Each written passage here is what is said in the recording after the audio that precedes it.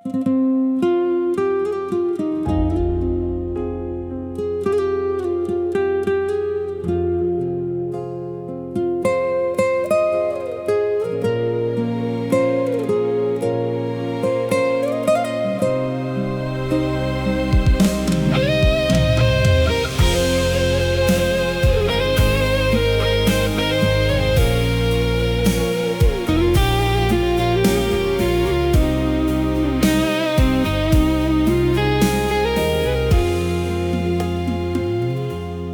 ีวิตក្នុងលោកវាពុំធន់ជាងលោកาពុកជាអ្នកផ្ដល់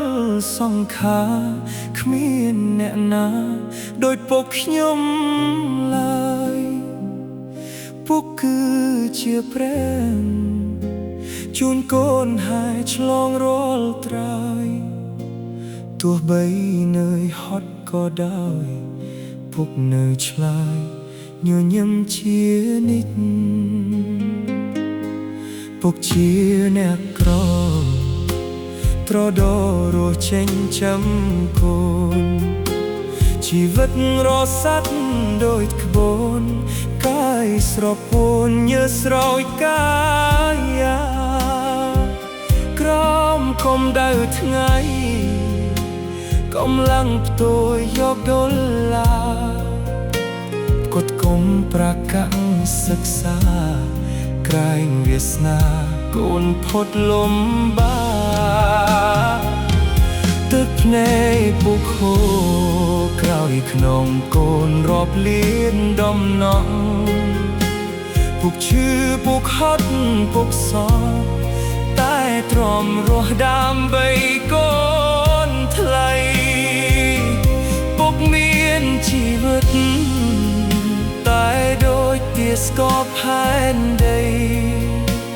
ពុកអើយដេកអាយុខ្លី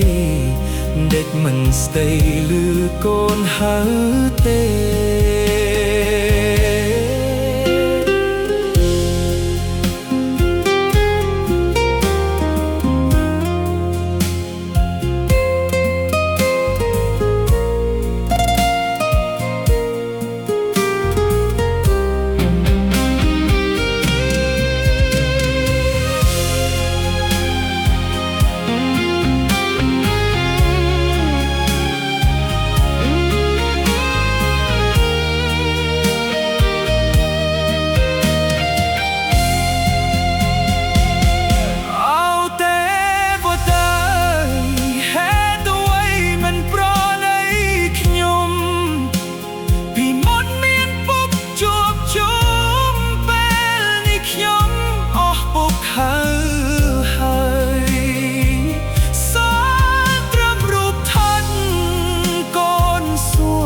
លេងតបឆ្លើយ